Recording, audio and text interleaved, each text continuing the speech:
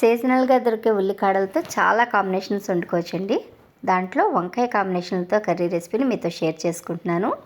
నమస్తే, నేను Harinmani. Welcome back to our channel Harinmani's kitchen. ఈ రెసిపీ కోసం ముందుగా ప్యాన్లో ఆయిల్ వేడెక్కిన తర్వాత కరివేపాకు, పచ్చిమిర్చి వేసేసుకున్నాను. కాస్త చిటపటలాడిన తర్వాత ఉల్లిపాయ ముక్కలు కూడా వేసేసుకోవాలి. ఈ ఉల్లిపాయ ముక్కలు బాగా కలిపేసుకున్న తర్వాత టేస్ట్కి సరిపడా సాల్టు, అలాగే కొద్దిగా పసుపు కూడా వేసేసుకోవాలి. వేసేసి వీటిని బాగా కలిపేసుకోవాలి. కలిపేసి స్టవ్ని సిమ్లో ఉంచేసి మూత పెట్టి ఉల్లిపాయలు బాగా మగ్గించుకోవాలండి. ఓకేనండి, ఉల్లిపాయలు అయితే బాగా మగ్గిపోయినాయి. బాగా మగ్గిపోవడం కాదు, బాగా డ్రై రోస్ట్ అయిపోయినాయి. నేను కాస్త చూడలేదు. ఓకేనండి, ఇప్పుడు ఇందులో కారం వేసుకుంటున్నాను. కాస్త కారం ఎక్కువ పడుతుంది.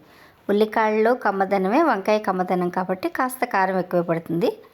కారం కూడా బాగా వేగిపోయిన తర్వాత ఇందులో ఉల్లికాయలు వేసేసుకుంటున్నాను. అలాగే వంకాయ ముక్కలు కూడా వేసేసుకుంటున్నాను. మీ అందరికీ తెలుసు కానండి, మళ్ళీ చెప్తున్నాను. వంకాయ ఎప్పుడైనా సరే కర్రీలో వేసిన తర్వాత స్టవ్ని ఎప్పుడు హై ఫ్లేమ్లోనే ఉంచుకోవాలండి. సిమ్లో ఉంచితే కండ్రగట్టినట్టు అయిపోతాయి. ఓకేనండి, నేను మూత పెట్టేసి కూడా హై ఫ్లేమ్లోనే ఒక 2-3 మినిట్స్ ఉంచేసాను. ఓకేనండి, ఇప్పుడైతే మాత్రం నేను స్టవ్ని సిమ్లో పెట్టేసి మళ్ళీ మూత పెట్టేసుకున్నా. ఓకేనండి, మరొకసారి మధ్య మధ్యలో మాత్రం కలుపుకుంటూ ఉండాలి. వంకాయ కూడా తొందరగానే మగ్గిపోతుంది.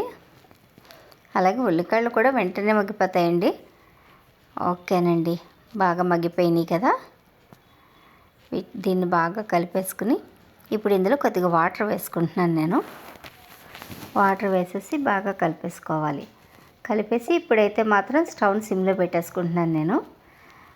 బాగా మగ్గుతాయండి ఇలా పెట్టుకోవడం వల్ల. మూత పెట్టేసి ఉంచేసాను.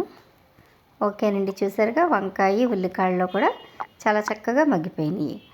మీకు ఎక్కువ గ్రేవీ కావాలనుకుంటే ఈ కన్సిస్టెన్సీ ఉండగానే మీరు స్టవ్ ఆఫ్ చేసేసుకోవచ్చు.